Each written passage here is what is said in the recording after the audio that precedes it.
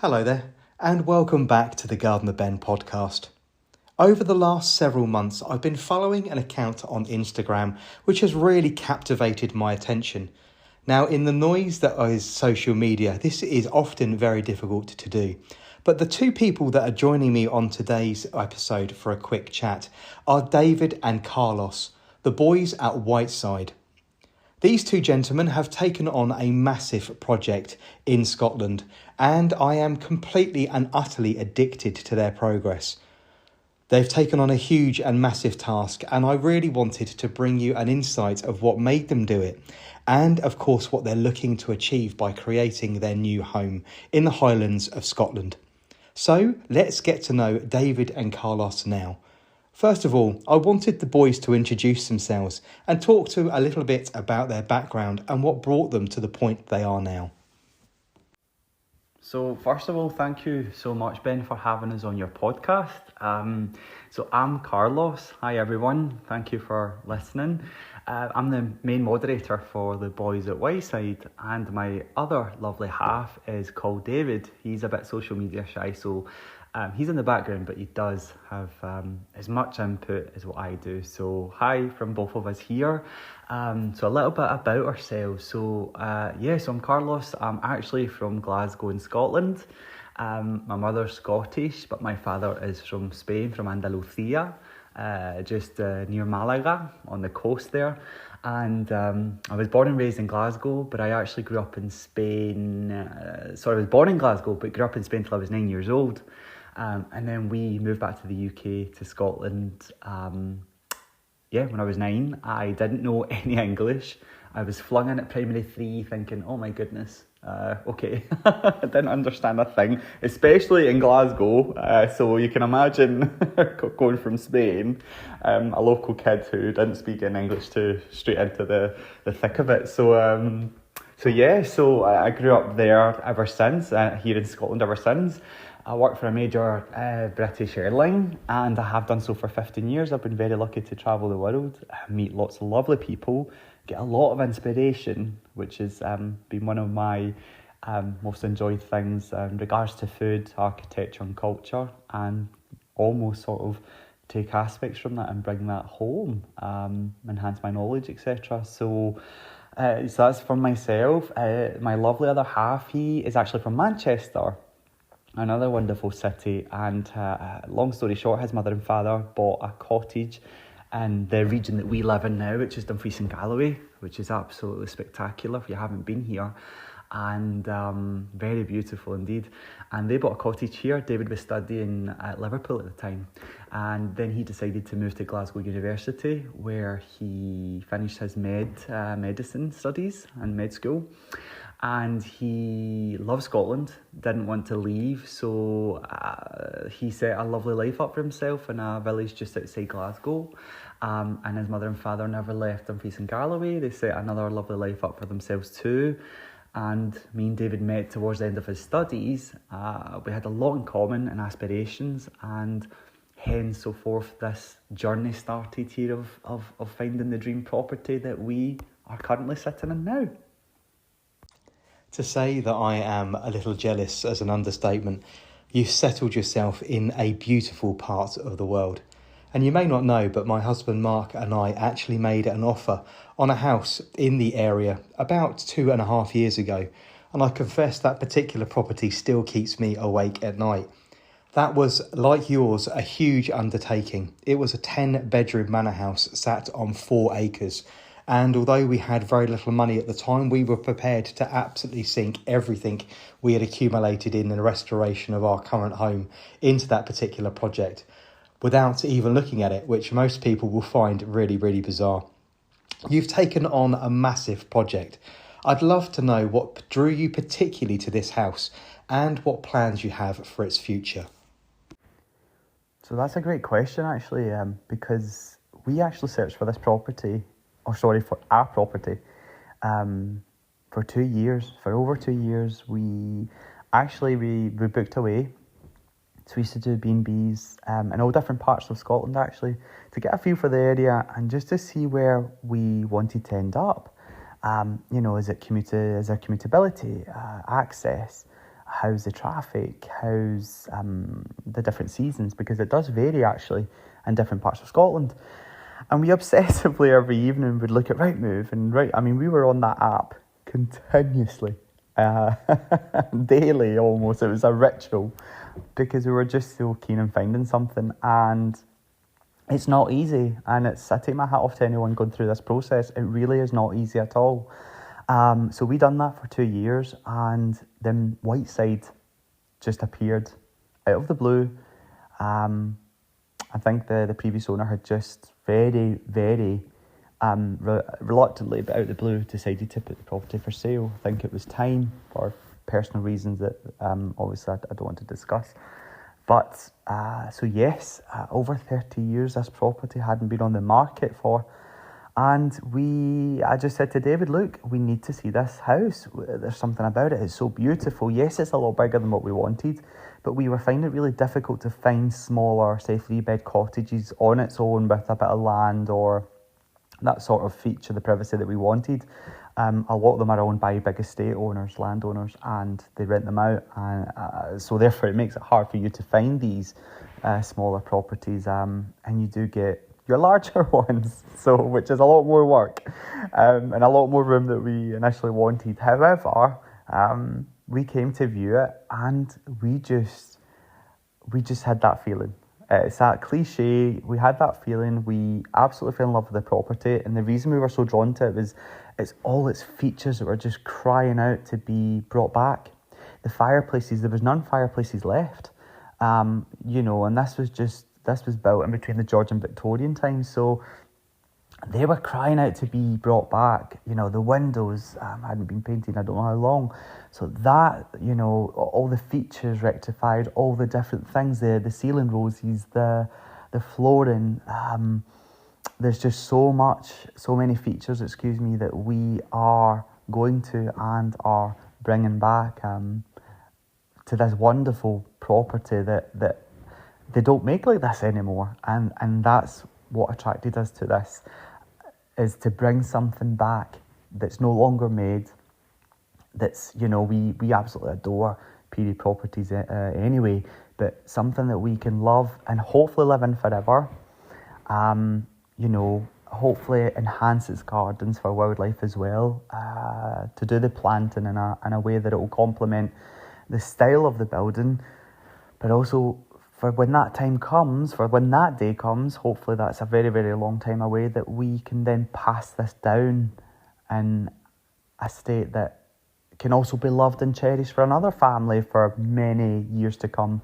And that's why we were attracted to this, because we thought, if we don't do this now whilst we're younger and have the energy and the determination, then we never will.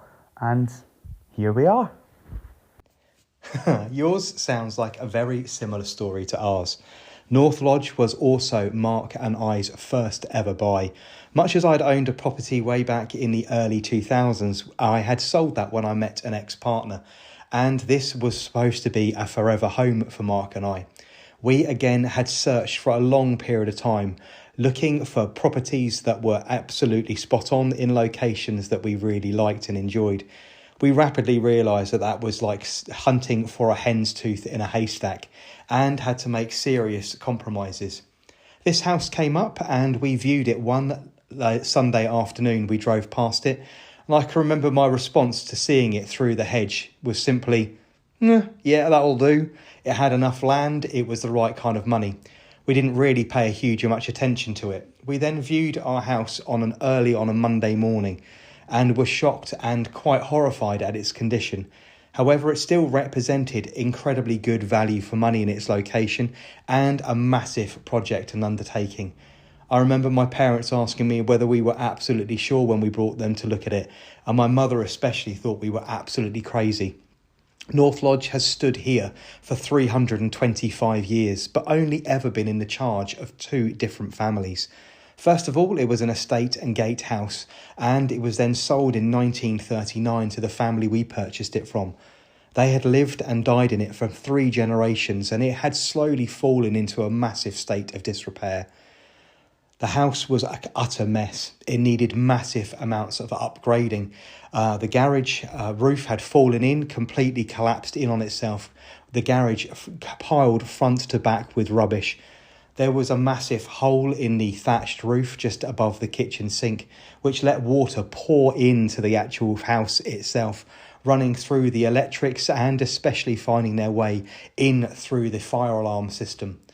Huge heaps of rubbish abandoned all over the property, things like carpets and piles of lino, abandoned fridges and freezers, which took months and months and months to clear. It wasn't until we peeled back the decades of decay that we realised just how much of a mess this house was in. And the room I'm recording in right now, which is now our dining room, was an original room in this particular house. We had damp travelling all the way around the walls, water coming up through the floor. This particular room had to be stripped back to the bare bones. It had to be tanked, battened, re-plasterboarded and skimmed. The floors had to be lifted and completely re-levelled to be able to keep the water out of it. This was not the project for the faint-hearted, so I really do tip my hat off to you for taking on such a vast project, because Whiteside looks like a massive property. And I know that I've exchanged some personal messages about this particular subject with yourself. When you first buy a house, you think it's going to be the most amazing experience. You're going to be able to choose absolutely everything that you want and personalise the house to your exact tastes, choosing small but important details like cupboard handles, light switches, doorknobs and all those other wonderful little touches which make a house particularly special. We, like yourselves, really wanted to create a forever home, and it wasn't until I laid the last and final paving slab here behind the house, creating our Italian-style terrace outside of our extension, that I realised that this house for me, unfortunately, wasn't going to be enough. Weeks later, we popped it on the market and we're actually looking to move. Many people think we're absolutely crazy, but for myself, I know that this house is not going to be enough. The garden I've created is absolutely glorious and stunning. It's complicated beyond my wildest dreams, and I've managed to pack in so many aspects and different levels that I never thought I was actually capable of doing. However, for me, it is time for something bigger and something different, and our next property needs to have at least 5 acres to keep me busy. Do you see Whiteside as being your forever home? So that's actually a really good question, in the sense that, when we bought the property, the dream was to buy somewhere, the forever home, and this is our plan for this to be the forever home. Now you have to be realistic as well. I mean, it is quite a large property, and in a way, I think, to put the common sense hat on, and me and David have spoken about this, is, well, how long can we live here and manage it? And really, I think the answer is yes, we do want this house to be our forever home, and we do hope to live here for a very, very long time, grow old here, etc., be very happy here, bring the house back to its former glory, have it thrive, and, have many wonderful times here with family, friends, and with nephews and nieces when they arrive. But if it ever does become unmanageable, in the sense that we can't, say we get to an age where that's just not possible, then I think we have to be realistic and think, right, okay, well, we've done it justice, and we would then have to move on. We're hoping that won't be the case. Never say never. So my mum, she's actually been great in advice, in the sense that she works with a lot of the elderly, and she looks after them, and has given us really good advice regarding that. You have to age-proof your home, so make sure that you do have a downstairs bathroom for that property, because actually currently it doesn't, would you believe it or not, it does not have a downstairs bathroom. So when you're wanting to go to the toilet and you're outside and you have to trips all the way up, or trek all the way up, should I say, it becomes a bit of a chore. So that will be something that we do want to put in the future, for ease of comfort, but also because it is such an important aspect. So we thought about that already, and obviously downstairs can be converted into bedrooms. So we're going to try and ride it out as long as we can, make this our forever home, and just make it as beautiful and happy and as loved as possible. That's the plan. It's so interesting to hear you talking about age-proofing your property. Because when Mark and I purchased this particular house, I was approaching my very late 30s. And we were aware that monetary-wise and literally time-wise, that we were going to be pushing time to be able to flip this house and get it into a livable state, or even a saleable state if we wanted to move out of it at another time. So very much like yourselves, we actually purchased this particular house as an aged-proof property. This is a bungalow. A thatched bungalow in the UK is very, very rare indeed. Everything's on one level, and much as we only have one combined bathroom and toilet, we were aware that we could actually grow old in this particular house, and should we wish to retire here. We don't have as much space as I believe you have. We're covering just a third of an acre. But I also had it in the back of my head that when the property became unmanageable and I was unable to maintain the elaborate and detailed garden that I had created, it would probably be part of my retirement plan to sell off around half of the plot. One, to liquidate some money into a retirement fund for myself, being self-employed. It is really difficult to lay up enough fat on a weekly and monthly basis to actually save for retirement. So we thought by selling off around half the property when we were in our late 60s or early 70s, this would provide us with a little bit of a nest egg, make the property much more manageable as far as maintenance was concerned, and then give us a small amount of money to be able to retire on. So it's really interesting that you have been thinking about future-proofing your property at the same time. Now, I know you've used a huge amount of my David Austin Rose reviews to make some of the decisions about the plants that you're purchasing. I know you've purchased quite a few already, and I'd love to know whether you have places for all of these roses and whether there are still any that you're looking to add to your growing collection. So your videos, Ben, have been extremely invaluable, and honestly, that was another ritual we used to do, apart from property search and Rightmove, and it was when we used to dream of the dream garden, or think of our dream garden, we would always look at videos and think, oh, we'd love that one. And, you know, for example, is it good for pollinating? Pollinating for us is extremely important here. Plants that do pollinate, but so is also fragrance, because I want to create somewhere lovely where people walk by, people arrive to the property, come in the house, we can sit in the garden and just get this beautiful breeze of perfume from the plants. So that was really, so your videos are absolutely were and are wonderful in the sense that we took a lot of notes. I mean, honestly, we've watched so many, and we'll repeat watch them too to make sure that actually that does fit our purpose for here. So for example, we've purchased for Ghislaine de Filigon after watching your video on her several times, because we're lucky to have in the garden actually a beautiful feature from the previous Whiteside that was built in the 1700s that was burnt down. That's another story, but it makes a wonderful feature, and we actually plan to get married on the property. That's our plan, and we want to use that as a walkway, pathway, and we just thought that Ghislaine, for example, one of the many choices, was just so whimsical and magical, and its colours were very wedding-esque. It had that very classic, clean, but very pretty feel to it, sort of kind of whimsical elegance. So we plan to plant 4 of them to hopefully drape up that wall. Should all go well, fingers crossed, and the pilgrims as well for a burst of colour on the very back end of the steadings. It's a long bare wall, a very beautiful brick wall that just needs something to brighten it up. And we've also purchased several others. Some old classic roses, all from David Austin. He may have not bred 1 or 2 of them, but we did purchase from his site some other kind of classic roses, and several others that we have already,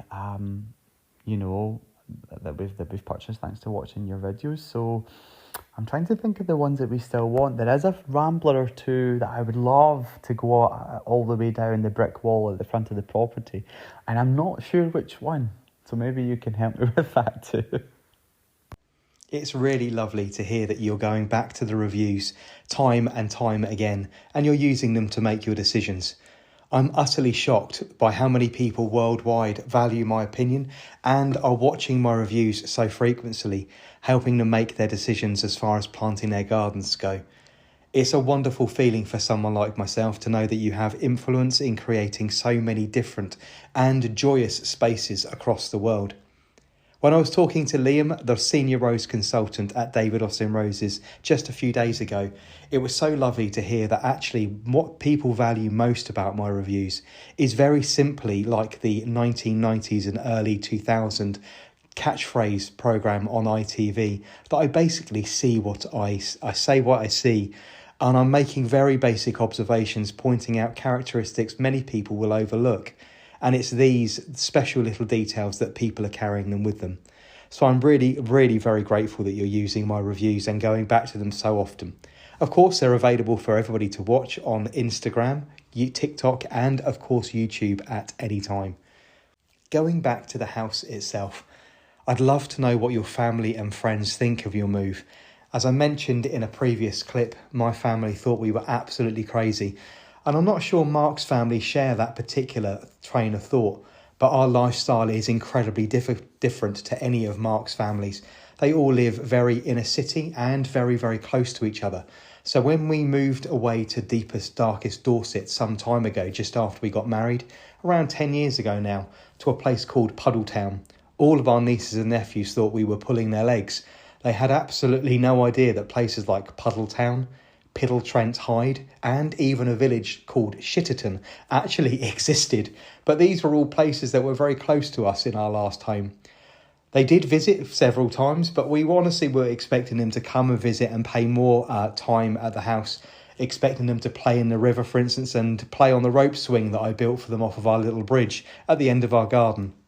But obviously busy lives go on, and they've all now since grown up. So now we are in Hampshire, and I say my family thought we were absolutely bark raving mad for taking on a project of this scale. But when you're a little bit behind schedule, like we were when we purchased this particular house, I understand you fellas are much younger than us, but we were very aware that we needed to try and flip a house quite quickly and get ourselves back on track financially. So I'd love to know what your family and friends think of what you're up to and what your day-to-day lives are like during the restoration. So everyone's actually been really, really positive. We've been so lucky in the sense that we have had a great deal amount of help. So first of all, I want to say that, and I just want to say thank you to those of you listening. You know who you are, who have turned out, who have helped us out, who have been here, and really mucked in, and we really appreciate it, because I think everyone was extremely happy for us. That certainly is something that we've been received really well, and there's been a lot of positive input and celebrations towards us achieving this, because it wasn't easy at all. We worked really, really hard for this, and it certainly wasn't passed down. It certainly wasn't inherited, and it wasn't something that we had won through financial gains, etc. We had worked really, really hard for this, and we actually but David had his property and I had mine. We both owned individual properties, and we had decorated them very well. We had put a lot of money into them, new bathrooms, kitchens, paintwork. And we had done this. So David had done his property before I met him. When I met David, I was sort of halfway through mines. Mines was a work in progress at the time. And we both finished that off. We knew we wanted to be together. We knew we had a lot in common. And we both had dreams and aspirations and goals. And so I think during that time, we then started to think, right, okay, this is what we want. We can sell this in year one, etc. Let's start looking at areas like previously mentioned, research, and hopefully we get a good earnings from it, from all the work that we've put in, and we did really, really well. But it was certainly a lot of hard work. But people have known that, and they've been so helpful with us. They've been so positive, which definitely gives you that energy boost that you need from people to get you through such a big process and challenge, because it's certainly not easy work, I can assure you. But no, everyone's been so lovely. The only thing that I would say is that unfortunately, and how do I word this?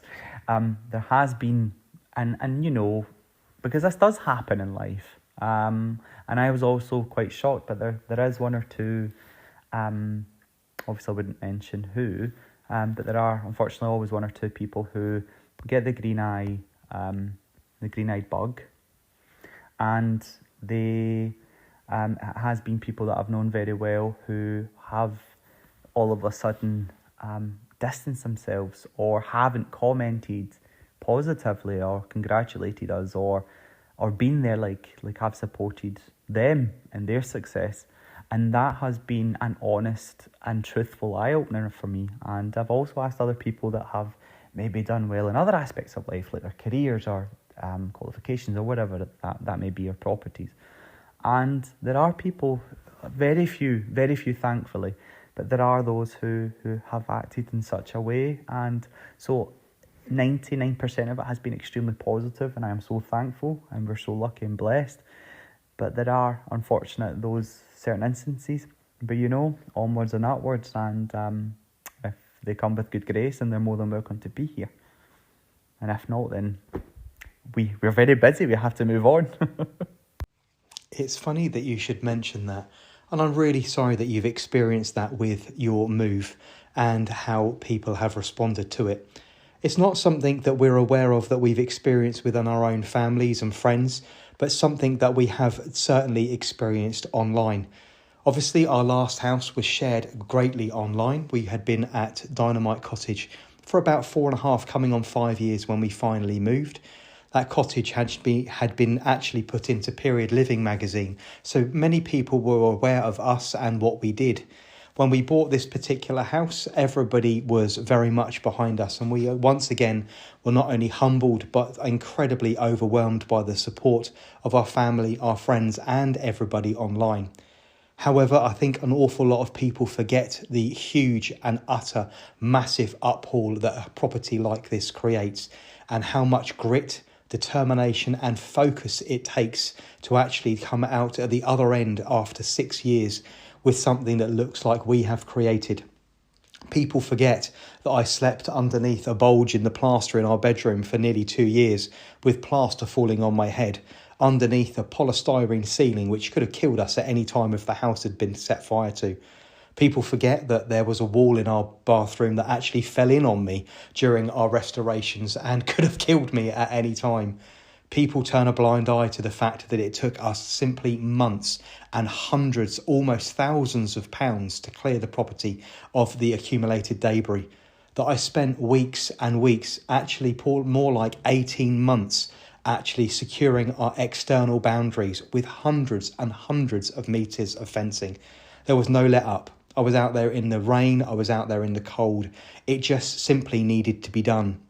People also turn a blind eye and forget about all the other things that were done, like fixing the hole in the roof, which not only took a massive amount of work, but thousands and thousands of pounds before we could actually even start work on the inside parts of the house.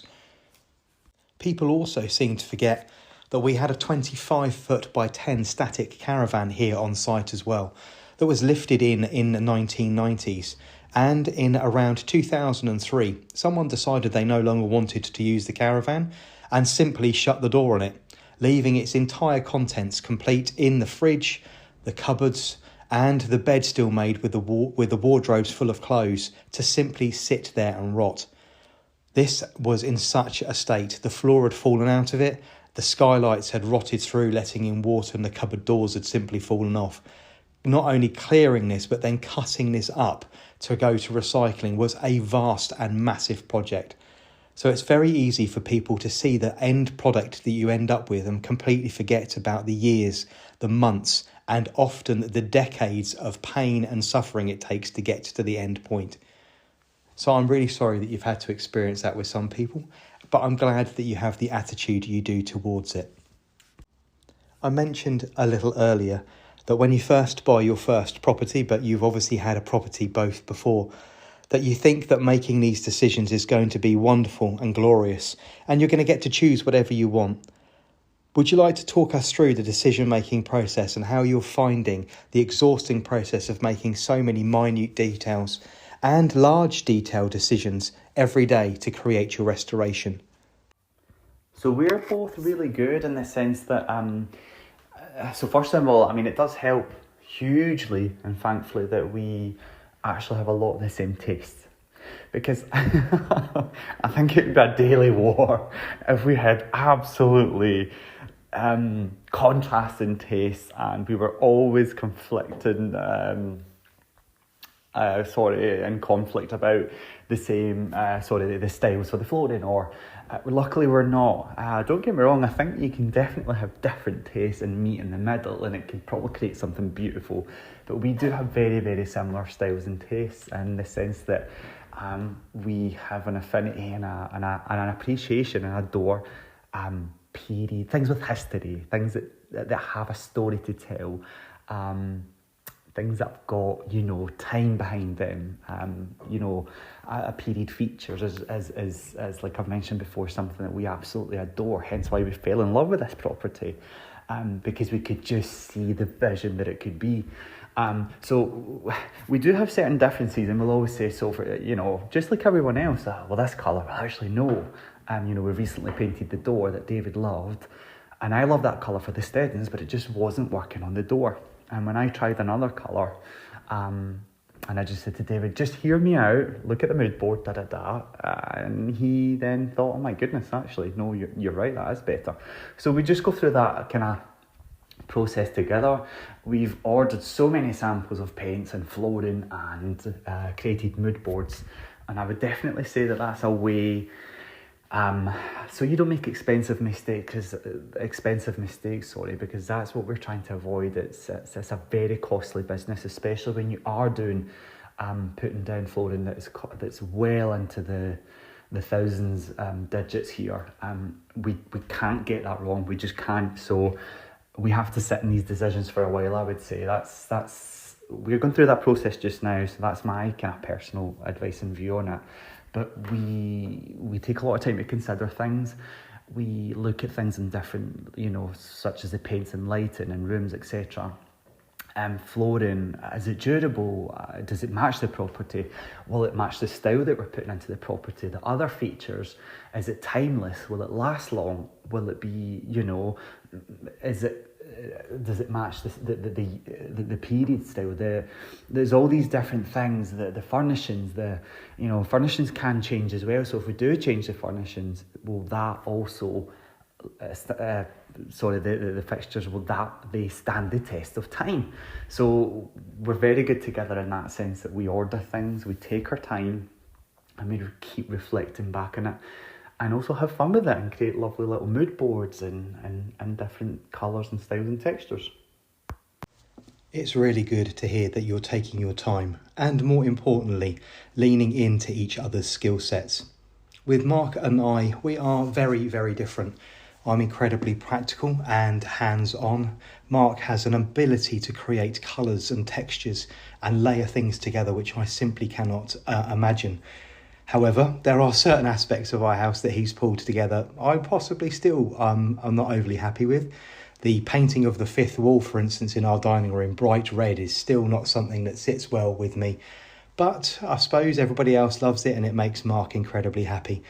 He often comes up with the ideas and it's up to me to actually build and construct them and bring them into a three-dimensional form. So it's really good to hear that you're taking your time and, more importantly, that you're leaning into each other's skill sets, because I think that's a sign of a true partnership. Now, I know it's a long way off and you've got huge amounts of work to do, but what are you most looking forward to when you're near the end of your restoration project? And I'm dying to know whether you're going to continue to share your home and your garden once you've finished. God, that question actually makes me emotional because we're just in the thick of it just now, and it's hard and it's tiring. And I'm just getting visions of the house being done and everyone being happy outside. and enjoying the gardens and the beautiful plants and flowers. And I just think, we've worked so hard, and we are working so hard. And I'm getting emotional in a happy way, because to think of nearing the end and having the house full of people and family and friends over, and the barbecue, I can just picture it all just now, and the walkway with all the flowers. That's what it's for. This isn't just for us. This is, I'm hoping that something comes out of this, hence why I set the page up. Who knows? But the purpose of this is to bring happiness and enjoyment and magic and extremely positive energy for people to come here, to visit, to stay, to whoever they may be, whether it's family, friends, or we do set something up. And I can just see that wonderful finish, and that's what I'm looking forward to. I'm looking forward to just standing back in those moments that you're sitting there with your glass of wine or with whatever, in the sun, and you just look and you take that very brief moment reflecting when everyone's chatting away. And that's what I'm looking forward to, is looking at them all being really, really happy, and looking at David and saying, we've done this, we did this. And to then get to that stage where we can share it with everyone online and inspire people, people that have been in our situation, or that are striving to buy their dream homes, and whatever your dream may be. If we can give someone that hope as well, like we've taken inspiration from people's videos online, then it's all been worthwhile. I'm almost glad to hear you getting emotional about it. I think it's what drew me to your account in the first place, that you could simply see from the posts and the way the words that you were using in your captions were put together, that you're both in it for exactly the right reason. Creating a home should be an emotional experience. For myself, I simply don't understand how people can live in magnolia and sort of silver grey boxes with, I don't know, I'm going to stick my neck out here, with things like live, laugh, love on the wall, when they don't really mean anything. Creating a home and a space that you can be happy and exist in is a really emotional, very personal and a loving experience. It's something I'm not going to be afraid to say that Mark and I have screamed and shouted at each other on numerous occasions over the period of time that we've been putting this house together. We've also cried and sat looking at each other completely despondently, wondering how on earth we will ever finish it and how we will survive this particular house. And it's not until you come out the other side and you see what you've achieved and it's all worthwhile, that very, very few special relationships survive processes like the ones you're going through and the ones that Mark and I have been through. So I really have to tip my hat off to you and tell you in those dark moments to continue and keep yourself focused, because it will get better and you will come out the other side and you will have those wonderful moments of joy where you can continue to share it with lots of other people. For me, it's often a late summer evening when I'm sat outside, probably in September, maybe the beginning of October, with the fire bowl lit, and I'm looking back at the house and I simply cannot, and I never really will understand how we managed it. And I look at it and I think how incredibly blessed and incredibly lucky we are to be able to have created something like this. Now, this conversation would be incredibly imbalanced if I didn't ask you if there's anything you'd like to ask me. So do you have anything you'd like to know? Okay, so I'm going to ask this just more of a humorous purpose, because we're obviously in the midst of this, and you, bless you, and your partner, you obviously did a renovation for quite a long time. So my first question for myself and David would be, would you renovate again then?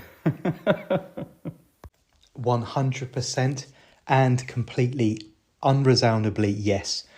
I've thoroughly enjoyed the process, pushing myself from both physically, mentally and, of course, financially. That wasn't particularly enjoyable. However, I have utterly surpassed and surprised myself with the skills that I've managed to find. When you're backed into a corner and you don't really have a huge amount of choice, how much I've turned my hand to, and more importantly, how much I've absolutely enjoyed doing. I think the feeling of pride as I now look at North Lodge and what Mark and I have created is very simply overwhelming at times.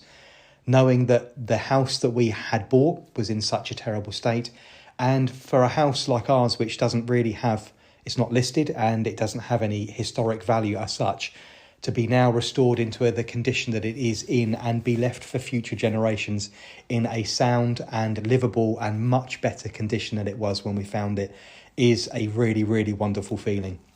Also, creating a garden on the scale like we have here, for instance, planting the pleached lime trees, which I've trained myself, the stand of weeping birch that screen us from our neighbours, large projects like building the outdoor stable, the outdoor shower, laying the patios and removing 50 tonnes of soil to be able to get the sunken terrace into location, turning my hands to building the retaining wall out of locally sourced Portland stone has been absolutely wonderful. So yes, 100% unresoundably, we would do this all over again.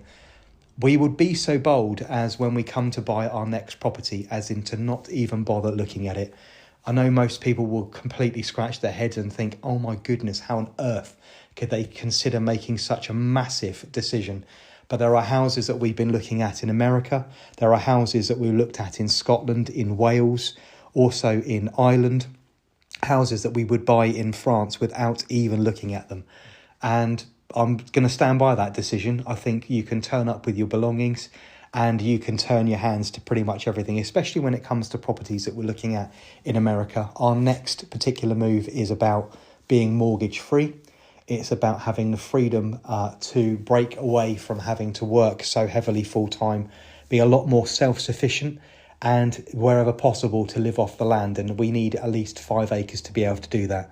Not for only for me to be able to create the media that I want to go ahead and create, sharing obviously the restoration and obviously our journey to get to that point, but also just to have the sheer amount of luxury of space about us, to be able to grow as much food as I want to be able to grow, to go back to keeping a small amount of chickens and geese and ducks, maybe a few cows and pigs, that kind of thing. So unresoundably yes. And our next project, I don't think we would actually even bother looking at before we moved. We have an idea of actually purchasing a house, probably in America, and also just flying over to maybe Boston or New York with the dog, literally buying a fairly large RV or camper van and driving that to our new property, parking it alongside and then not having to actually live in it while we do the restoration. So very much so, we would definitely do this all over again. I'm also a little bit aware, being a little bit older than you, that this was utterly exhausting, this particular process. And now I find myself in my mid-40s. I'm very much aware that if I don't get on and do the next big project, I may be too tired and my body may have actually given up by the time I get to it. So I'm very keen to push this process forward and do our next one, certainly by the time I'm 50, thus meaning I then still have enough time on the other side to be able to enjoy the fruits of my labours. And question 2 from myself and David to you, Ben, would be, where do you see yourself in 5 years' time? Where would you like to be in 5 years' time, career-wise, lifestyle-wise? Because not only to ourselves, but I'm sure you've been a huge inspiration. Well, I'm certain that you have, to a lot of people out there regarding your videos and the content that you create. And I truly do mean that, with a lot of the wonderful roses and just that lovely magic that you give off. So where do you see yourself going with that? Within 5 years' time in life, where will you be? Where would you like to be? Oh, goodness. This is a really big question and something that Mark and I have been discussing for a very long time. And I'll explain a little bit behind my response before I actually give you my response. I myself have probably been sleeping on myself for around 20 years. And I'm being honest now, I'm going to lay myself really, really out on the line. You'll probably remember over a couple of months ago, Mark and I went on a large trip. We went off to Mexico to celebrate our 10th wedding anniversary. There was some trauma from myself and some pain that needed to be left behind on that particular trip. And I'd been carrying it around for a very, very long time indeed. And I think it's something like you get used to carrying. You force it down into that place of yourself where you put it and you get used to carrying it. It's heavy. And you get used to bracing yourself in a certain way. And it's not until you decide there's going to be something for you next that you realise that you can't actually move on to the next stage of what you want to achieve whilst you're carrying around things that are negative, things that are heavy, things that have affected you in the past. Now, much as I didn't need to go ahead and forgive anybody for what happened in the past, or I needed to have conversations with people. I physically needed to let certain things go. And I didn't feel that, for instance, this podcast could actually come about and I could actually enter into a creative or positive space to be able to create something that I wanted to put out into the world without actually processing and letting a few of these things go. So off to Mexico we went. Mark and I had a wonderful time. We met some really wonderful people while we were there, and I threw quite a lot of pain and anguish into the sea in Mexico, where I left it. Returning back to the UK, being able to vocalise finally where I wanted to go and what I wanted to do. Now, Mark is incredibly driven. Mark has achieved an awful lot in his career, especially in the last 5 to 10 years. And I have been utterly overwhelmed by his ability to grow, his ability to absorb information and to change the world that he lives in. Not only through positive thinking, but also manifestation and continuing to absorb large amounts of information and process it into his day-to-day life. So I'm incredibly humbled by his journey. For myself, it has been incredibly difficult after sleeping on myself for such a long time, and I really have put myself into a position where I've kept myself professionally quiet for a long period of time, and it needs to be explained really. I fought a industrial tribunal around 20 years ago, which really did knock the stuffing out of me.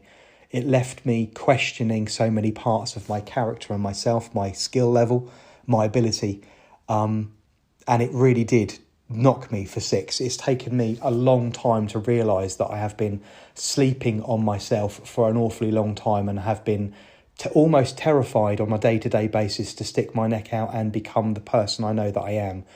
I am almost terrified of my own potential. I have a skill set which can't really be quantified. And I don't want to sound big-headed, but I am very good at many, many different things. I have a very good and skilled mind. I can see lots and lots of different things at once, and I suppose that comes from being neurospicy, dyslexic, and probably suffering with ADHD and all sorts of different things like that. But those are a subject for another time.